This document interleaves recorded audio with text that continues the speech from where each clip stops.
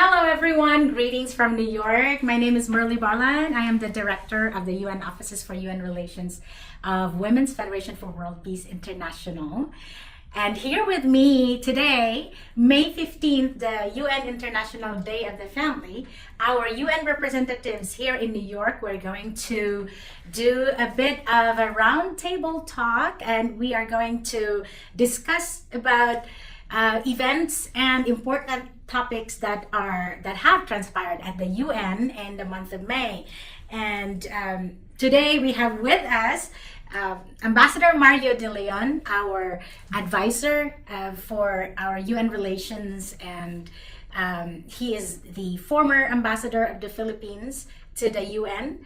He will brief us on some of the important events at the UN, especially on the topic of science, technology, innovation, and youth empowerment. Actually, it's youth entrepreneurship, and he will brief us about that. But today, I'd like to introduce first our UN representatives. To my right is Mr. Anupam Dutta. He is the CEO of Headway BPO of America. He is also our UN representatives. And next to Ambassador De Leon is Priscilla Garces. She is the climate reality activist and also the founder of Always Forward and our UN representative. And our new UN representative is Ms. Lorena Ramos, the artist and a businesswoman from New Jersey. And we have Maria Garces as well. She's a luminary and a prominent leader of the Latino community in New Jersey, and our UN representative and journalist Maribel Montibon, Dr. Maribel Montibon. Yes, so that's our team this afternoon.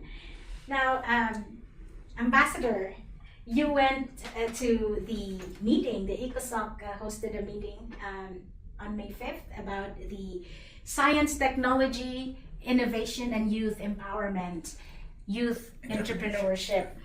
Now, we are now in the time of global transformation. AI, technology is it taking over our lives? Or how do we see, what is the UN's position, and how are the discussions that are taking place? What is good for humanity, and how can we contribute to it? So if you could give us an overview of what transpired and the conversations that took place, it will help our constituencies understand the conversation and put actions and impact in the local level. So you have the floor. Okay, thank you very much, Ms. Murphy. Well, I'll discuss the recent meeting I attended at the UN. Anyway, it's the first joint GA, meaning the General Assembly, and ECOSOC meeting, and no less than the president of the current UN GA and the president of ECOSOC were the hosts. Okay, there were several panels. Member countries attended, and also, of course, civil society. NGOs who are accredited to ECOSOC were part of that. So the theme was all about digital inclusion, science, technology, innovation, and youth entrepreneurship in development. So it's actually gearing towards development, but what makes it different from the usual, I would say, UN conferences is you have the legislative arm, which is the GA, and you have the development arm, which is ECOSOC, and they are meeting for the first time. You know, if you're very familiar with the UN, when it comes to GA matters, it's usually from a political perspective, and mostly member countries just talk, right? ECOSOC, the NGOs have a say, right?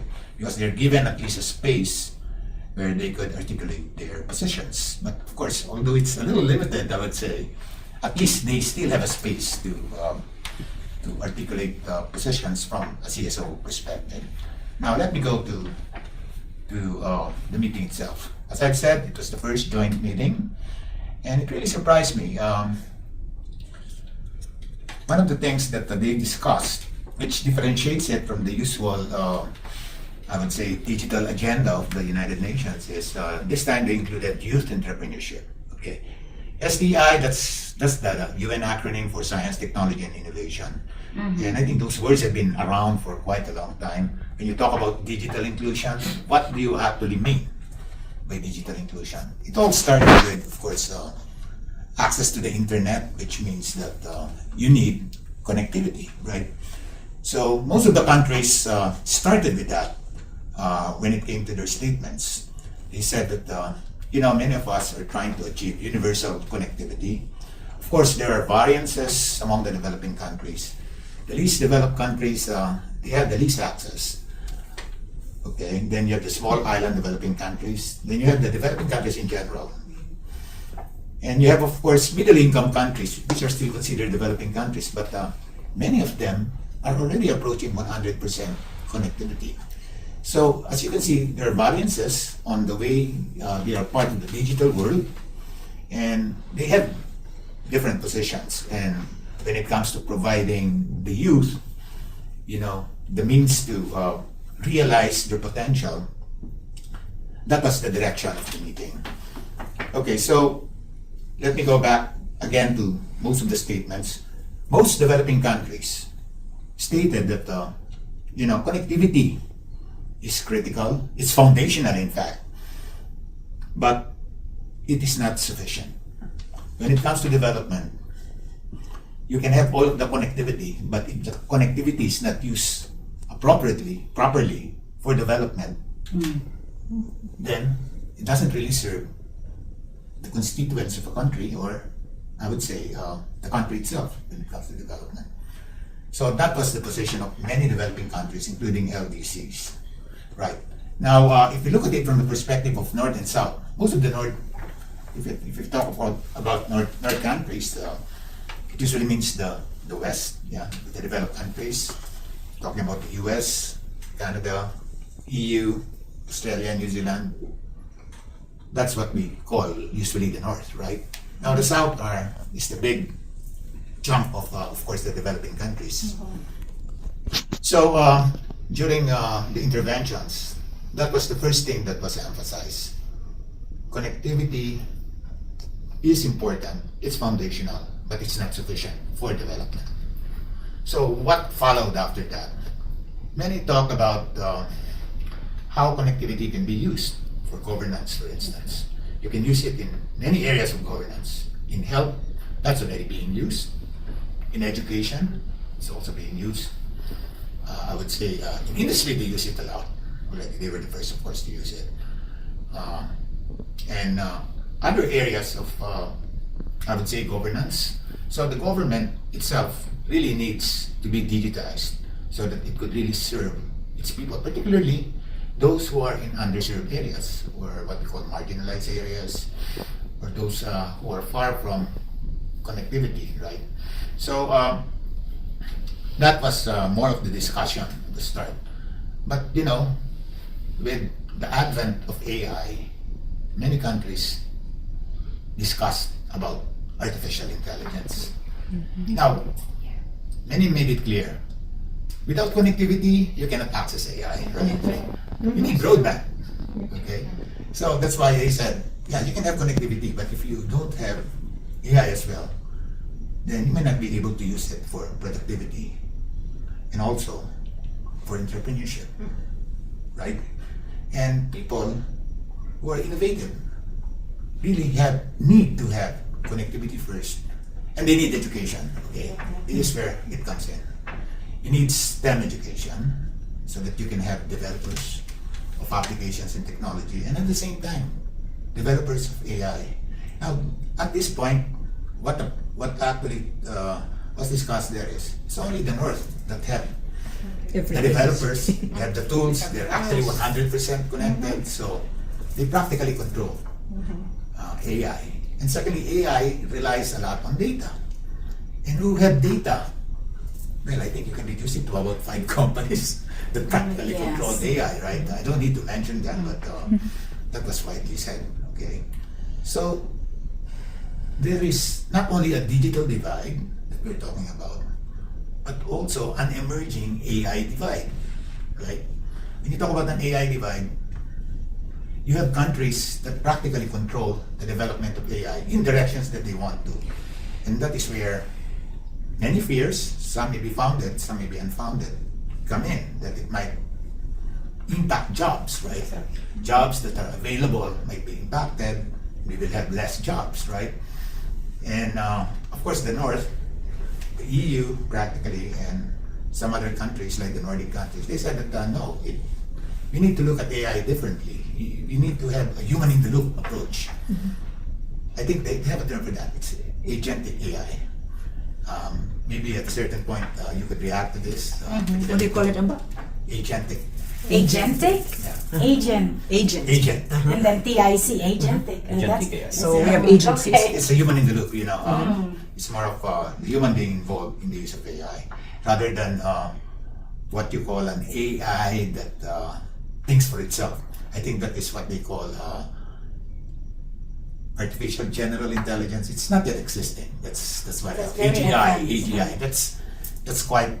I think that is the goal of many AI developers to go into that, but we're not yet there. If you look at all the apps that are widely available, they're still in the stage of agentic AI. Yeah. Now there's another thing. There's also analytical AI. That is more for coders, right? They use analytics in order they can train the AI. But I don't need to go into that. But that was also discussed in passing. Now, so the developing countries mentioned that, you know, there's an AI divide.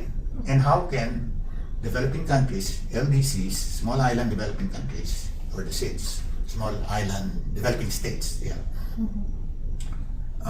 be able to benefit from AI? Now what they're saying is, the number one problem is also data. If you recall, during HLPF, everyone was talking about data, right? You need data because if you don't have data, your decisions won't be evidence-based, right? You need metrics. When you make decisions, you need metrics, you need data. Okay, that's one. And secondly, when it comes to education, there's another thing. There is a disconnect between the academe and the needs of the industry. So in other words, you may have STEM education, but the curriculum might not really conform to what industry needs. So that's one point that was, I think, widely shared by many. And second, they say that you really have to have skills, right? Digital skills. So when you talk about digital skills, that means that you have to train your people also to be ready for the workforce, right? So that was the debate, okay? The industry said, you know, we need more people with the right skills. Of course, right education is fine, but the education might not be matched with our requirements. Now, there was also a distinction made about AI. They said that most developing countries are only users of AI.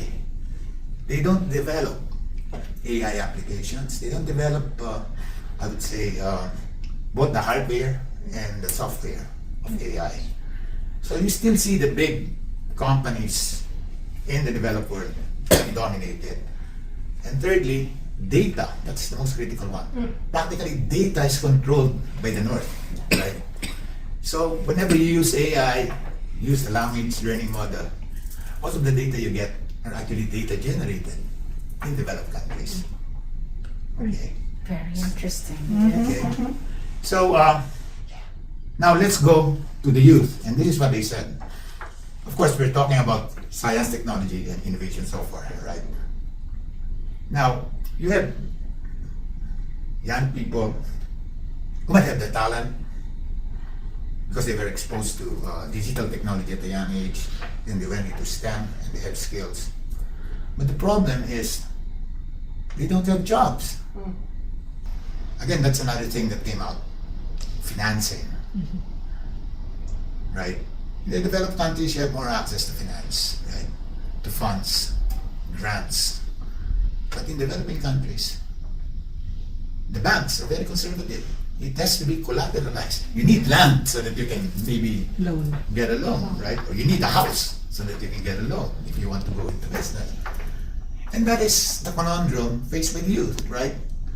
In fact, one speaker there said that talent is global, but opportunities local. So it all depends on the country.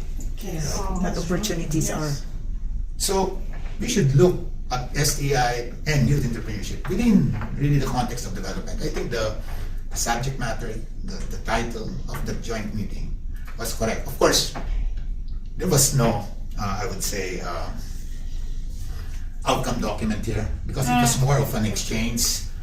But it was the first time that the ECOSOC and the General Assembly Yeah, had yeah. a joint meeting. You know, I painstakingly took my notes. I do that. Yes. I do that a lot. But I have to ask AI to help me frame it as well. No, but what I'm just saying is there was no outcome document. It was meant more to, just like what we're doing now. It's like just interactive, discussion. Exchange Exchange of ideas. ideas. Exchange of Yeah. ideas, exchange information. Maybe on the basis of this exchange, we may come out with solutions. So there was no structured expectations No, from UN, government, and civil society. right. Okay. Okay. Yes. Okay. Thank you. Thank you for the overview. It really what struck me is the emphasis of youth entrepreneurship. So now my question is to this gentleman next to me, who is our industry leader in technology. So what's interesting is the youth and entrepreneurship. So 100 years ago, the emphasis of education is the training of the skilling of young people to have the sustainable employment so that they are sustainable in their livelihoods. But now there is this interesting youth and entrepreneurship. So in the advent of AI, so do we see it as the young people, the society or the governments, the globe is expecting that the next generation will be more on entrepreneurship, the focus is entrepreneurship rather than employment, considering that a lot of the employment is now diminishing because of AI taking it over, robots taking over. So as a businessman, what is your take on this? Is this a good side? How difficult or how possible is it to empower young people to be entrepreneurs rather than employees? Yeah, no, first of all, thank you, Ms. Morley, and thanks, Ambassador Ramba. It was a very good insight and what you told. So I have a couple of aspects from the, first of all, I would like to address the industry and academia gap. That is very important in today's world because what we have seen 10 years, 20 years back, that people, the expectation is if they doing or completing their graduation, there is an expectation I will get a job. But still here, because of the AI revolution, things got totally changed. Okay. Now here, when we say that, because there are 100 different courses at this moment available, but still, when we see from the corporate perspective and when the colleges, they are completing their course, still there is a gap. Why? Because the AI revolution is happening. What, like I'm giving an example of, let's say, I need one letter from the HR. Earlier days, I used to give instruction to my HR team that, okay, make this letter and then give it. Now, in a fraction of a second, AI is taking care of that letter. Okay, so that means the person who is skilled enough, he or she can do the job, but it is not required. So that means you need to enhance your skill towards like the tools, what Ambassador Ramba told, that we need to enhance our skill towards AI so that we should be eligible to keep that job as per the industry standard. Now, second thing is the expectation, because the student, most of them, even I also do mentorship, like different universities and colleges. When I ask what is your expectation after completion of this course, 80 to 90% of the student, they have expectation that I will get a job. But you need to check, because the jobs are available in the market or not, because Fortune 500, even all the companies, when they are using AI, obviously they are responsible, they are the stakeholders, they need to see the sustainable model, sustainability of the company, so that reduced the cost of the company. That is one of the area where AI using, so you do not need that workforce anymore. Now, at the same time, the big expectation what like the student is having, they need to be mentor, like the mentorship program needs to be there, number one. Number two, the industry and academia, the gap, which we are also as an organizations, we are collaborating with different colleges and offering that industry academia quick fix training program, which whatever the projects which we have, so that we can also hire them. And so the ratio, I really don't know that what is the ratio versus like a lot of laying off are happening from the industry side. At the same time, the students who are passing out for the AI skill, they are not getting jobs. So that we need to change their mentality, because that will come through the mentorship program. So it is not like something the corporate can do. I think as a team, the college, the stakeholders, everyone need to come together, and it's a kind of awareness that we need to tell them that what you are thinking about AI when you are learning a particular tools, particular skill, what will be the where you are going to use it. So they need to think about some kind of solutioning for the problem, any kind of problem, how they are going to solve it. So that means they need to build up some kind of like app or a kind of platform. Now I will also, the problem is depends when Ambassador Amber told that there is a like how they do the scale, because that needs finance. So some of the developed countries, definitely they're having access to the capital. Now talking about the smaller countries or developing countries, there is the problem. So now we need to team up, we need to like request a lot of other people or the family offices to come front who can offer the access to the capital to this entrepreneurship. So then the ecosystem will work. Otherwise, if I change my mind, I am developing something but I do not have access to the capital, how I can go to the market? So that is another problem.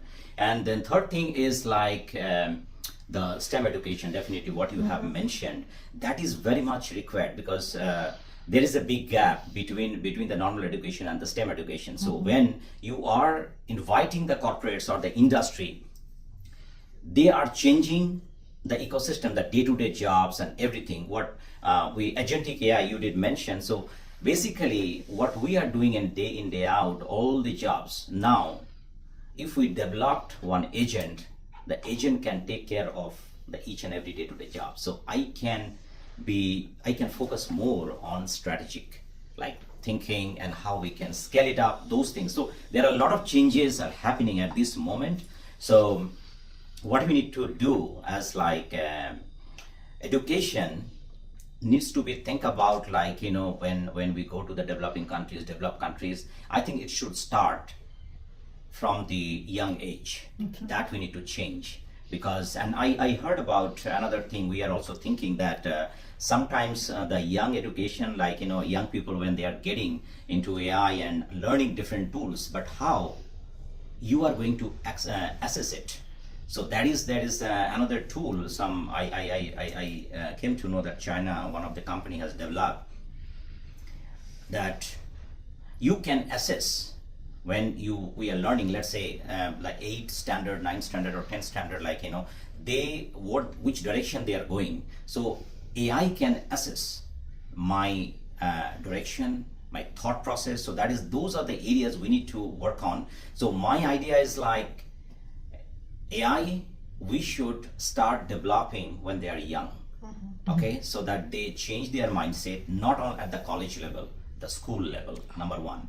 Number two, there should be advisor or the mentorship program needs to be there in the college level and the school level, so that we can nurture the young talent towards the right direction.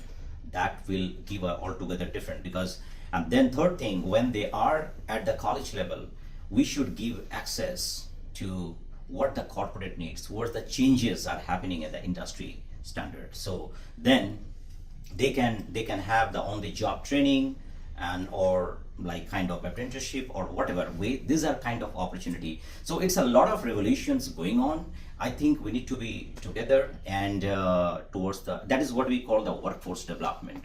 So that is very important. Like from we nurture the student, then the young leaders, and then we position them at the right direction. So that, and we also at the same time creating job opportunities for the people, so that people even at all the ages, right? So that way I think we can team up and then do some lot of research and make the direction what is required from the corporate side.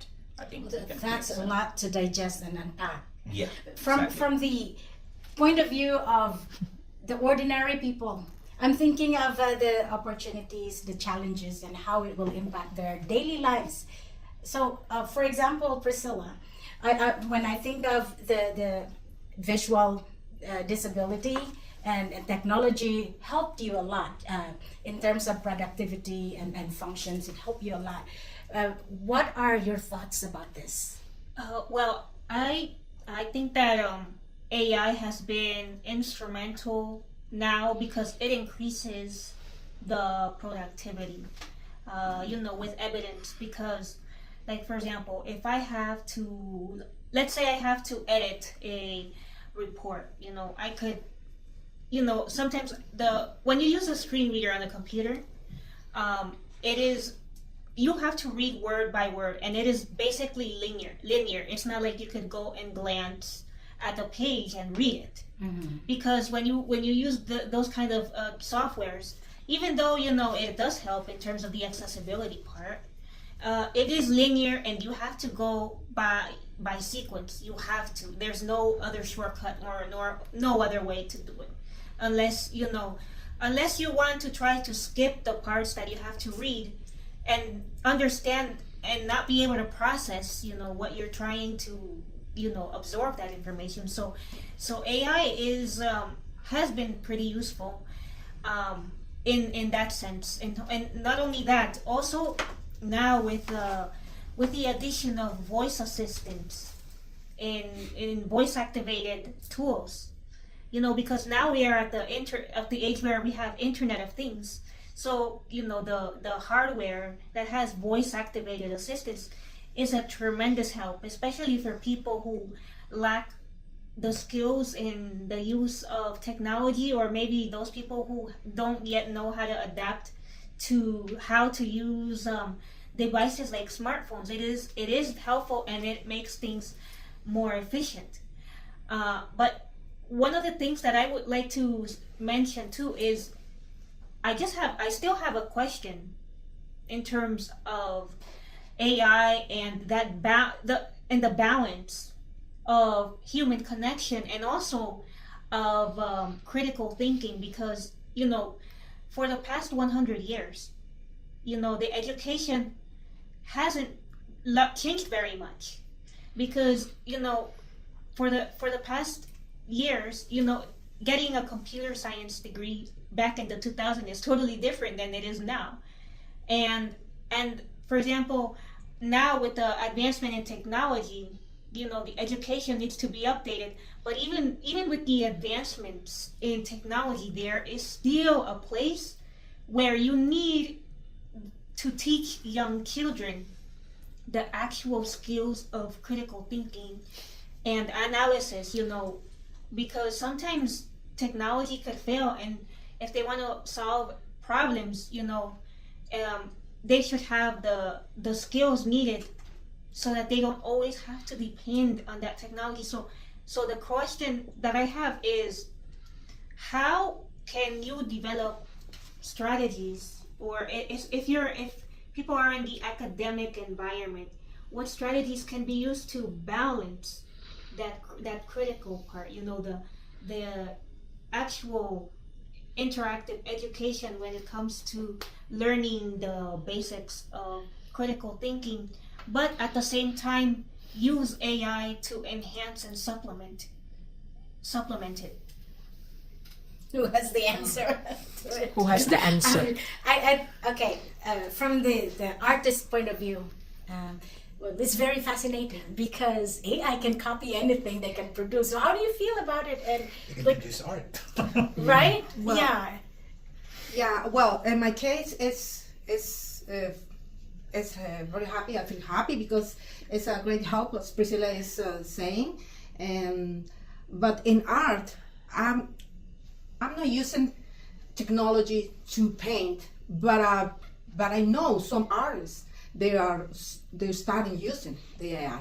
The painting? Yes, they are like reproducing the image and they're starting painting. I'm using the old way to paint, but I know many artists are using AI. And Is that good or bad? well, in some way, it's good. It's a way to facilitate because some people cannot draw, but they can paint. So there are art Yeah, masterpieces that cost millions of dollars, right? So how do we Yes. value? How do we value art now? It's from made by the hand of the artist and or the computer. So what do you think? Well, I think it depends on people what they think about the type of art, of if they prefer. What is valuable? Somebody- What is valuable? What Yeah. is valuable? Yeah, somebody who's using the old strategies of way to paint, or the other people, the other people who's using the AI. It's gonna depend. So, I think it depends. no, this Because is I can paint something with the technology, but if somebody come and tell me I prefer the old way, like Picasso, like other, you know, yeah, it's gonna depend. I think AI is changing our paradigms of what is valuable, because the labor of love, the creativity, that says a lot about the value of art. But now, because with AI, it takes just seconds or minutes to create something, right? So is it something valuable? Yes. I would suggest that this is also another skill when they are using AI as a part of like their art, right? So that means it's a part of entrepreneurship.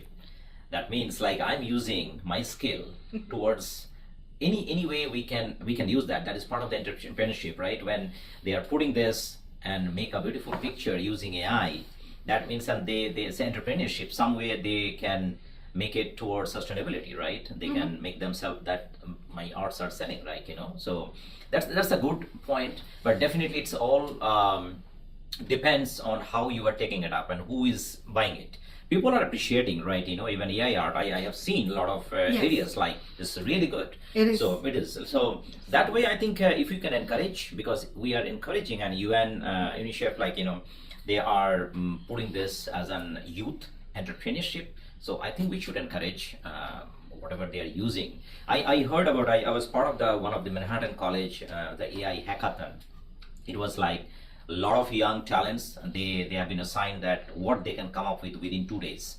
Okay, so I have seen few people.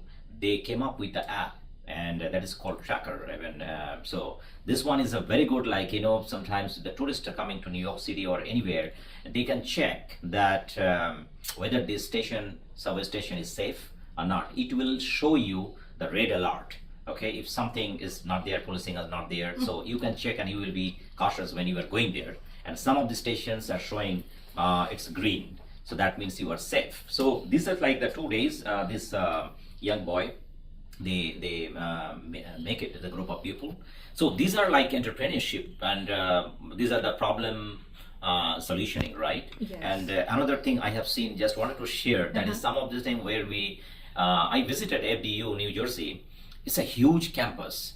I am at the same location, but I'm not able to find the right building. They make it a kind of map.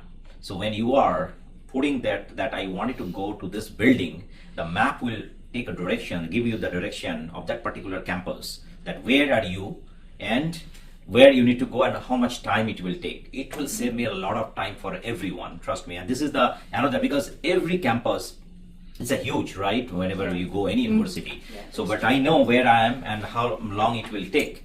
Fabulous. This kind of things, I think these are all part of the entrepreneurship and using AI tool in the right direction. And this is, we need to scale it up. We need to encourage them how we can scale up from the corporate thing. And I mean, even from our organization, we told that, okay, maybe we can have some partnership or organization will take it to the market.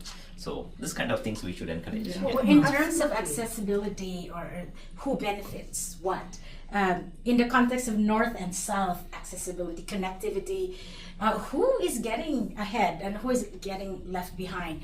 I think of the farmers. I think of so in this time of transition. So okay, how long is the transition from being AI literate or empowered, the skilling up? Is it a year or 10 years? What about the farmers? And even the skills, the gadgets, the everything that we're learning now, would it translate to economic development for young people? So Catherine, you're young, you're Gen Z. so yeah, from in this context, what do you think? How does it help you? About the use of AI. Yeah, who's getting ahead? Is it income generating in real life? You know?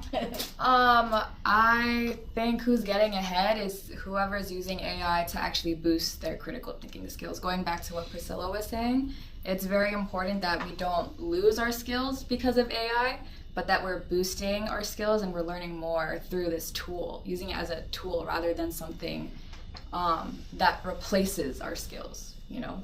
Yeah. Maria, Yeah, if I could just go ahead. react to what Priscilla said. I think that's very important. How do you actually develop critical thinking among students?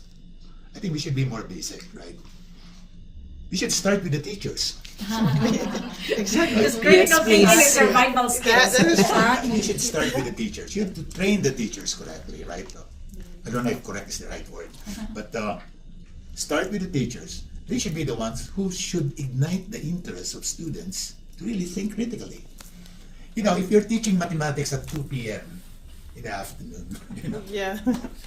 you expect, talk about grade school, you expect the student to really absorb it, not unless you have a good way of teaching it. Yeah. So that's one, right? Start with the trainers, the teachers, right? You have to train them. You have to give them the tools so that they can really teach critical thinking and not only be bound to the curriculum. That's the problem. You have a Department of Education that prescribes a curriculum. That's where the debate was, you know, during that UN meeting. So, as long as they comply with the curriculum, they've done their part. But that's not what the real world means, right? Yeah. What's interesting is my son is now second year of AI engineering. And his finals is, Mommy, my finals tomorrow, I have to study math and social justice. Social, so is that, okay, social, and I said, what has social justice to do with AI? And aren't you studying already on the technical aspect of developing AI, robots and all that, and your finals is on social justice, you know? Maybe So, it has the okay, ethics of it. critical thinking, maybe. But really my concern is majority of people in the South, their access and their survival when employments are diminishing and taken over by AI and robots and the agents, AI agents.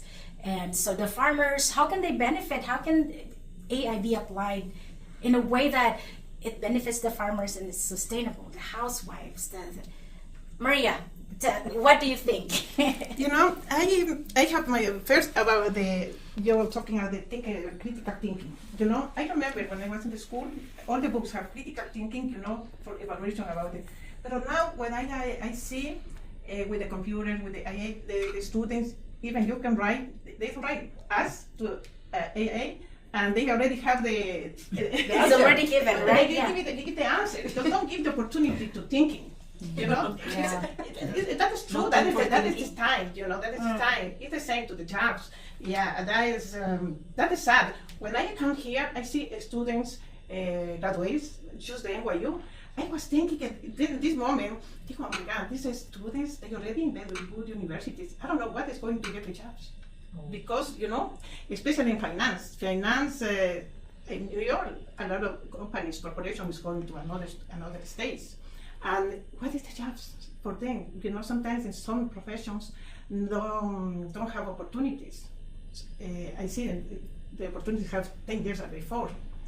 This is, when I am thinking, for example, in Latin America, North and South, we have all access to the technology, opportunities in education.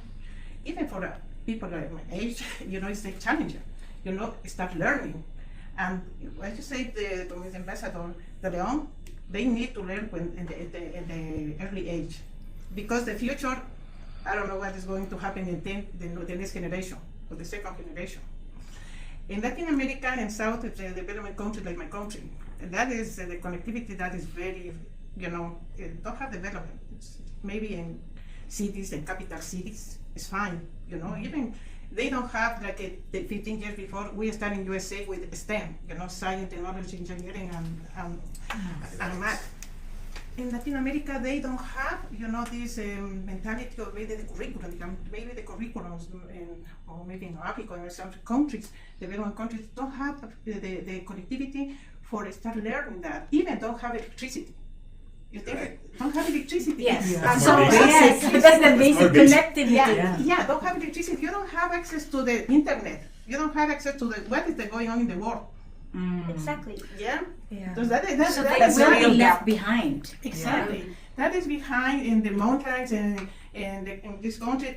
That is very challenging for the for the governments. And come to USA because they need to listen. They need to do something for this country because it's in 2026, and here is the AI development. And the other countries in the South countries, development countries, that is sad because they don't entrepreneurship. Yes. Well, no. Jobs, everything is like a manual. That is don't have opportunities. I have a friend. She is doing one event in Amazon, the fashion show, and she is trying to the development, the entrepreneurships in this section to in South America, and that is not doing in this country. Need another person for another country to try to development, give opportunities for interview. So they have to rely on other countries. Yes. But how do we bridge this gap, Ambassador? What do you think? How can this gap be bridged? So from the education sector, the civil society, and the business sector, the private sector, considering these gaps.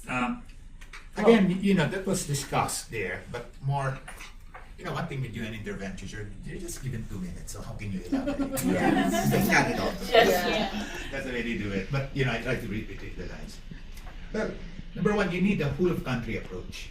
Yeah, you need the academic, you need government, you need the private sector. Right? We should work together for this, right? Particularly for the youth. This is the future, the next generation, right?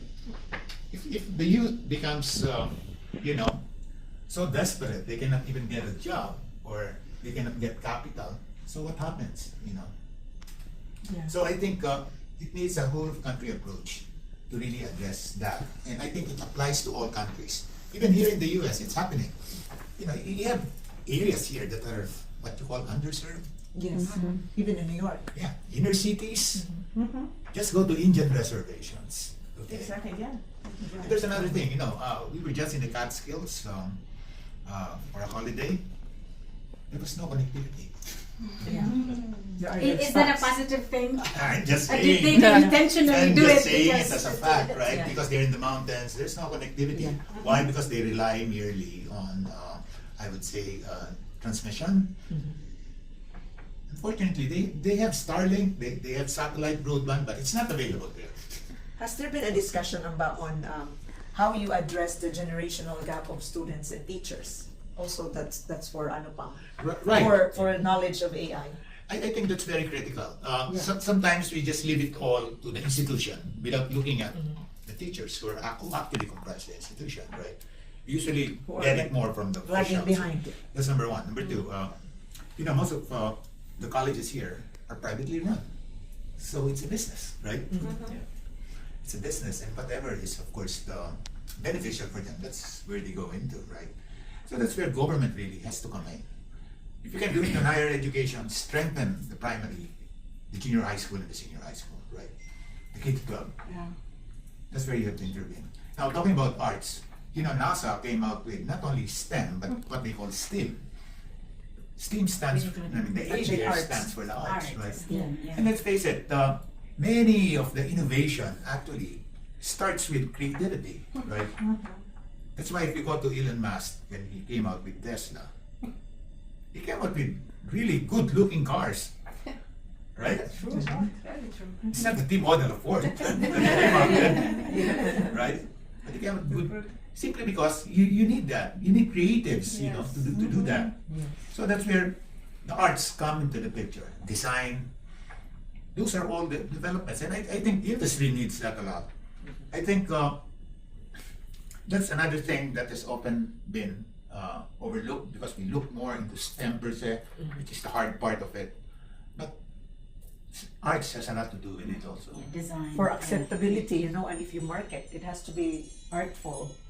So what I'm saying is there's room for everybody here. It's just that sometimes we tend to look at it from the lens of the way we understand education, the way we understand opportunity. I think we have to have a new outlook as well. That's where critical thinking again comes in. In few words, Ambassador, it comes to my mind. So you think instead of we be afraid of AI, because I see people afraid of the AI. I know many people are afraid to lose their jobs or whatever. Do you think it's a good idea that we better start embracing the new technologies and AI as a new addition to our acknowledgement? I think so. We should be familiar with the enemy, right? And then be friends with the enemy. Know your enemy. Know your enemy, keep your enemies close. Right? I mean, that's Work together. That's an old adage. I mean, I would say that's conventional wisdom. Know your enemy. If you know your enemy, then you'll be confident. You will be friends. Friends that work together. So, okay. Now, for the concluding part, I want to ask what the role of the civil society. We are operating from a civil society space. So with everything that is the transition that is happening, I wanted to ask Anupam and every one of you, what can the civil society do? What's our role to facilitate a productive and beneficial, mutually beneficial transition so that the constituencies that we serve, whether it's the farming, twin with our projects, permaculture, and the technology, the academe, and the inventors. What is our role? What do you think is our role and what can be done? Yeah, I have a perspective like, we as a team need to think, the critical thinking and normal thinking, whatever way you think, what as an individual I can bring the values on the table. That's very important because what the revolution is going on, whether you talk about the civil society, academia, industry, they all are going through in a challenging phase. If you think that corporate having a deep pocket, they can invest, the mentorship program, they can invest, they are also facing challenges because of the XYZ reason, let's say the AI revolution challenges, how they can make sustainable, right? That is also the challenge, number one. Number two, the world, like, a lot of cost is going pretty high due to tariff, due to other areas, then how they can survive. So it's a responsibility, what I can see, that we need to come together, help each other. Let's say I am part of the civil society, let's say, but I have access to the capital. Okay, now, can I team up with the academia? Can I team up with the corporate? Bring that values. Oh, okay, fantastic. You are doing this workforce development. Let me give access to the capital because I have that access. That could be part of that ecosystem because then we are together and we are bringing that.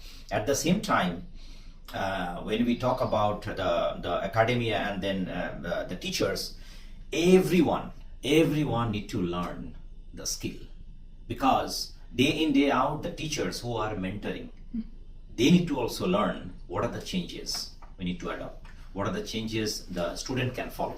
So these are part of the critical thinking. So these things comes together. So my point is, like, if everyone we think about that, how we can change this world, what the values we can bring on table, that's very, very important. That is I would like to put this point here. Well, that's going to be challenging when training the teachers because they were not trained. All their lives they were not trained. How can they teach if they were not trained? So that's a conundrum right there. But what do you think is?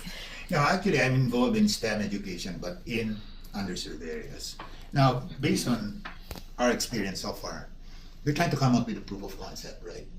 And this I think really is very relevant to civil society. Start with the marginalized groups, then make them educated in such a way that they will definitely go to higher education, okay? They won't only stop at primary grades, high school, because that's the problem of many of the marginalized communities, right? Their education is only up to high school, and they're fortunate if they can finish even senior high school, right? So the intervention should be done there, and that's where you can do it. It can be through education. It could be through introduction of e-governance, right? When you talk about e-governance, for instance, if you go to the mountain, you have people there whose births are not even registered nationally, right? They don't have birth certificates. If there's a wedding, there is no marriage certificate, right?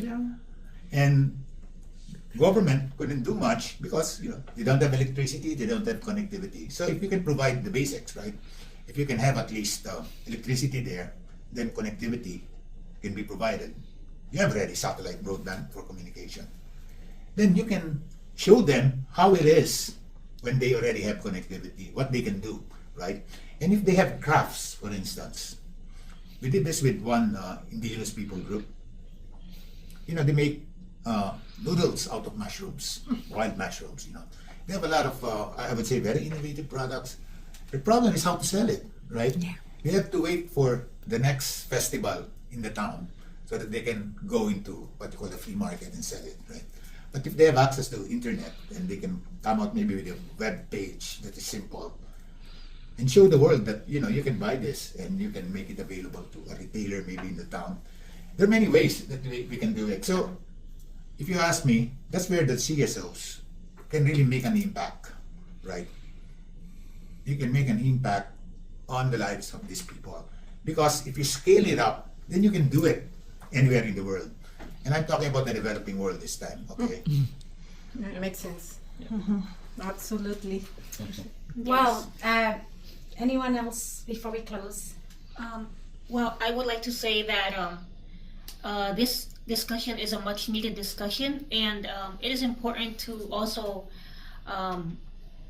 think about the different perspectives of people who have different conditions in which, for example, mobility is difficult, and with the use of AI, for example, if you are attending school or you're working or you're or attending other meetings or different events, or even showing people different products, you could do it virtually, and then that can actually help people who have different conditions explore new opportunities without them even having to move from one place to another. But it doesn't only benefit people with disabilities, but it also benefits everybody else, because especially if you are in a area that is rural but that still has some connectivity, then they would be able to access those opportunities with no problem. Thank you, Priscilla. So this afternoon is a very important discussion. When we think of the role of civil society, I'm always thinking of partnership. And the civil society is really more like the reality checker, and to ground whatever this lofty ideas of AI. It's like in the air. It's not grounded into reality, because in real life we still need to connect that. So in the race of acquiring skills to integrate our life and lifestyles with AI, I believe that the role of NGOs is to be the bridge the gap. And my hope is that we can invest in those efforts or resources, and we don't lose our humanity and our spirituality, because without keeping our humanity and spirituality intact, then what's the purpose? We might lose in the race of getting skilled and making money and convenience. So yeah, go ahead, Trent. I have a story to share for everybody to be hopeful and to have like an excitement about this, our technology on our hands, and making it productive for our lives. So the farmers, fisher folk in the Philippines, when they have this gadget, the cell phone, so a fisherman who arrives from the sea calls his wife, like, oh, I'm here, I have already my catch. And so the wife texts everybody in the neighborhood for them to come, fresh fish, come here, it's $50 per kilo. So that's entrepreneurship being using innovation through the phone and earning immediately. People go there fast, so they get the fresh fish so much earlier. And so that's a delightful. We wrote a story about that, and so like how digital technology has helped the rural folk. So it goes down to education and a little bit of access of the gadgets, and that is an example of how we make our lives better using technology. That That's is my- heartwarming. That's really your good. assignments with Yeah. us. Like, Yeah. think of how AI can help us. Yeah. In the rural Thank you. areas. Thank you for sharing. So yeah, thank you everyone. This is like a healthy but very important conversation. So just to close, the role of civil society, I think, is we should not lose our understanding of our core, who we are, and why we're here on this earth, and what is the role of technology and AI and where we're going. And once that vision is clear, then we know how to partner and what is missing and bridging the gap. And so to keep this universe and the AI universe wholesome and as humane as possible with heart and spirituality. And that's where, Women's Federation and all the civil society will still be relevant. There's still so much work. We will not run out of work. No, we won't. Yes, So much work.